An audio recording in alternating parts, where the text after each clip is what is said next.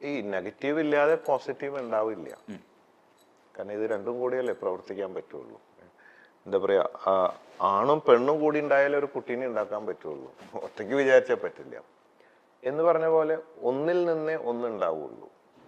അപ്പോൾ എല്ലാം പോസിറ്റീവായിട്ട് എല്ലാം കിട്ടിയിട്ട് തുടങ്ങാൻ പറ്റില്ല ഒരിക്കലും. അതുകൊണ്ട് ജീവിതത്തിൽ നേരത്തെ ഇവിടെ പറയായിരുന്നു, അപ്പ് ആൻഡ് ഡൗൺസ് ഉണ്ട്. നേച്ചർ അങ്ങനെയാണ്, നമ്മൾ അങ്ങനെയാണ്. We are part of nature. നമ്മൾ സൃഷ്ടിച്ചിട്ടുള്ള അതിനാണ്, അങ്ങനെ തന്നെയാണ്. എന്നതുകൊണ്ട് തന്നെ you should have the knowledge, right knowledge. What is the right knowledge? ശരിയായ അറിവ്, ശരിയായ അറിവിലൂടെ ശരിയായ expectation, right expectation. Over expectation അല്ല വേണ്ട, റൈറ്റ് എക്സ്പെക്റ്റേഷൻ. ആ അറിവിലൂടെ അങ്ങനെ എക്സ്പെക്റ്റേഷൻ വരുമ്പോൾ നമുക്ക് ആ അറിവിലൂടെ മനസ്സിലാവും, ധൈര്യം കിട്ടും, ആത്മവിശ്വാസം കിട്ടും. ഇതല്ല ഇതിൻ്റെ എൻഡ്. നമ്മൾ മറ്റുള്ളവരിലേക്കൊക്കെ നോക്കണ്ടേ. എന്തെങ്കിലും ഒരു വിഷമം വരുമ്പോഴേക്കും, മാർക്ക് കുറഞ്ഞാൽ, തോറ്റാൽ ഉടൻ കയറി ആത്മഹത്യ ചെയ്താൽ അതൊരു സൊല്യൂഷനല്ല, അതൊരു പരിഹാരമല്ല. അല്ല, ഇപ്പോൾ ജ്വല്ലറിക്കാർക്ക് പറയാവുന്ന, ഇപ്പം ഞാൻ പെട്ടെന്ന് ഓർക്കുകയാണ്, പാലക്കാട് വെച്ചിട്ടാണ് സൈനൈഡ് എടുത്തിട്ട് ഒരാൾ കഴിച്ചു നോക്കി ഒരു വർക്ക്ഷോപ്പിൽ, ആള് മരിച്ചുപോയി. അപ്പോൾ പലരും മുമ്പ് നോക്കിയിട്ട് സൈനൈഡിന്റെ ടേസ്റ്റ് എന്താണ് എന്നറിയാൻ വേണ്ടി. അപ്പോൾ ഒരാൾ കഴിച്ച വഴിക്ക് എസ് എന്ന് എഴുതി, ആ നേരെ കിട്ടിയുള്ളൂ. അപ്പോഴും സ്വീറ്റ് ആണോ സോറാണോ പുളിയാണോ മധുരാണോ എന്നറിയില്ല. രണ്ടാമത്തെ ഒരു പൊട്ടൻ എന്ത് ചെയ്തു, ഡബ്ല്യു എന്ന് എഴുതി, അതിനെ നേരം കളയും. അങ്ങനെ എഴുതി നോക്കിയിട്ട് അതിൽ കൂടുതൽ എഴുതാൻ പറ്റുന്നില്ല. അത് അപ്പോഴേക്കും സാധനം തീരും പരിപാടി. അപ്പോൾ നമുക്ക് രണ്ട് ഓപ്ഷൻ ഉണ്ട്. ഒന്ന്, സൈനൈഡ് കഴിച്ചിട്ട് മധുരാണോ പുളിയാണോ സ്വീറ്റോ സോർന്ന് നമ്മൾ പരീക്ഷിച്ച് നോക്കേണ്ട ആവശ്യമില്ല. കഴിച്ചവർ മരിച്ചു പോയി. അപ്പൊ അത് മുഴുവൻ നമുക്ക് പറ്റില്ല, മുഴുവൻ നമ്മളെ കൊണ്ട് സാധിക്കില്ല, അത്രയും പവർഫുള്ളാണ്. എന്നതുകൊണ്ട് നമ്മളത് കഴിക്കേണ്ട, ചത്തവരെ നോക്കിയാൽ പോരെ എന്ന് പറഞ്ഞ പോലെ നമുക്ക് പലതും പഠിക്കാനുണ്ടാവും. നോക്കി പഠിക്കാൻ, കേട്ടു പഠിക്കാൻ, പലരുടെ അനുഭവങ്ങൾ അതിലൂടെ. പിന്നെ നമുക്ക് നമ്മുടേതായ ടാലന്റ് കുറെ പെർസെൻറ്റേജ് ഉണ്ടാവും. അതും പ്ലസ് ലോകത്തെയും കൂടെ കൂട്ടിച്ചേർത്തിട്ട് നമ്മൾ സിങ്കർണൈസ് ചെയ്ത് മുമ്പോട്ട് പോകാനാണ് നമുക്ക്.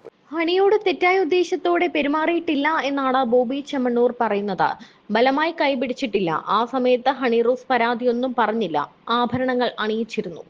മാർക്കറ്റിങ്ങിനായി ചില തമാശകൾ പറയാറുണ്ട്. താൻ പറയാത്ത വാക്കുകൾ പലരും കമന്റുകളായി വളച്ചൊടിക്കുന്നുവെന്നും ബോബി ചെമ്മണ്ണൂർ പറഞ്ഞു. തന്റെ സ്ത്രീത്വത്തെ അപമാനിച്ച് ലൈംഗിക ചുവയോടെ തുടർച്ചയായി പരാമർശം നടത്തിയെന്നാണ് എറണാകുളം സെൻട്രൽ സ്റ്റേഷനിൽ ഹണി റോസ് നൽകിയ പരാതിയിൽ പറയുന്നത്. ബോബിയുടെ പരാമർശം പലർക്കും അശ്ലീല കമന്റുകൾ ഇടാൻ ഊർജ്ജമായെന്നും ഹണി പറയുന്നു. ഹണിക്കെതിരെയും മറ്റ് സ്ത്രീകൾക്കെതിരെയും അശ്ലീല പരാമർശം നടത്തുന്ന വീഡിയോയും പരാതിക്കൊപ്പം നൽകിയിട്ടുണ്ട്. ഈ അറിവില്ലായ്മ കൊണ്ടാണല്ലോ ഇതൊക്കെ ചെയ്യുന്നത്. സത്യം പറഞ്ഞ ബോധമില്ലാത്തതുകൊണ്ടാണല്ലോ ഇതൊക്കെ ചെയ്യുന്നത്. ഇപ്പോൾ ഞാൻ പറയട്ടെ, ഒരു കള്ളൻ കക്കുകയാണെന്ന് വിചാരിച്ചു. ഒരാളും കക്കുമ്പോൾ പിടിക്കുമെന്ന് വിചാരിച്ചിട്ട് കക്കുന്നില്ല. ദീർഘവീക്ഷണം ഇല്ലാത്തത് കൊണ്ടാണ് ചെയ്യുന്നത്. കട്ട് പിടിച്ച് ജയിലിലായി, അല്ലെങ്കിൽ തല്ലുകൊണ്ട്, അല്ലെങ്കിൽ എന്തെങ്കിലുമൊക്കെ ആകുമ്പോൾ വേണ്ടായിരുന്നു, പിടിക്കുമെന്ന് പ്രതീക്ഷിക്കുന്നില്ല. ഓരോ ക്രൈം, ഓരോ കാര്യങ്ങൾ ചെയ്യുമ്പോഴും ദീർഘവീക്ഷണമില്ല, പിടിക്കില്ല എന്ന് തോന്നുന്നത് കൊണ്ടാണ് ചെയ്യുന്നത്.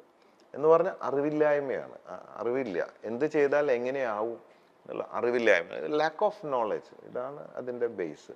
അപ്പൊ പിന്നെ തോന്നും സഹതാപമാണ്, ദേഷ്യം ഇതൊക്കെ തോന്നും സഹതാപം, അറിവില്ലാണ്ട് ആള്. ഇപ്പൊ ഈ കുട്ടീനെ വലിച്ചെറിഞ്ഞ് ഇപ്പൊ ഇങ്ങനത്തെ കുട്ടീനെ വലിച്ചെറിഞ്ഞാല് പല ഇതുപോലത്തെ അമ്മമാരായാലും അപ്പന്മാരൊക്കെ പലതും ചെയ്തിട്ട് കുറച്ച് കഴിയുമ്പോൾ, ബോധം വന്ന് കഴിയുമ്പോൾ, അപ്പോഴത്തെ ഒരു ദേഷ്യം കൺട്രോൾ ചെയ്യാൻ പറ്റാത്ത കപ്പാസിറ്റി, ലാക്ക് ഓഫ് നോളജ് കൊണ്ട് ചെയ്തിട്ട് കുറച്ച് കഴിയുമ്പോൾ ഇവരൊക്കെ ഇരുന്ന് കുടിക്കുക, കഞ്ചാവ് അടിക്കുക, ആത്മഹത്യ ചെയ്യാൻ ശ്രമിക്കുക, കരഞ്ഞുകൊണ്ട് നടക്കുക, മെന്റലായി നടക്കുന്ന ഒരുപാട് ആൾക്കാരെ അറിയാം. അന്നത്തെ തോന്നൽ കൊണ്ട് ചെയ്ത കാര്യം പിന്നെ അവരെ തന്നെ ശിക്ഷിച്ച് അവര് സമാധാനമില്ലാതെ പ്രാന്തന്മാരെ പോലെ, പ്രാന്തിയെ പോലെ ജീവിക്കുന്നവരുണ്ട് ഒരുപാട് പേര്. അപ്പോൾ ആ ദീർഘവീക്ഷണം ഇല്ല, അറിവില്ല, പക്വതയില്ല, ചെയ്യാന്ന് എൻ്റെ ഒരു ബേസ്. ഞാൻ ചിന്തിക്കും, ഒരു പിടി എന്നും പത്രം വായിക്കും. ഞാൻ എന്നെ അറിയുന്നവരോടൊക്കെ പറയും, നിങ്ങൾ പത്രം മുടങ്ങാണ്ട് വായിക്കാം. അതിലെല്ലാം കാണിക്കുന്നുണ്ടല്ലോ, കഴിഞ്ഞ കാര്യങ്ങളുടെ എല്ലാ പ്രശ്നങ്ങളും വന്നുകൊണ്ടിരിക്കുക. ഇപ്പോൾ ബിൻ ലാദൻ എവിടെ, വീരപ്പൻ എവിടെ, അല്ലെങ്കിൽ ഇതൊക്കെ അറിയപ്പെടുന്ന ആയിരക്കണക്കിന് വലിയ കുറ്റവാളികൾ ഒന്നിലെ ആരെയും കൊല്ലും, അല്ലെങ്കിൽ ജയിലിലാവും.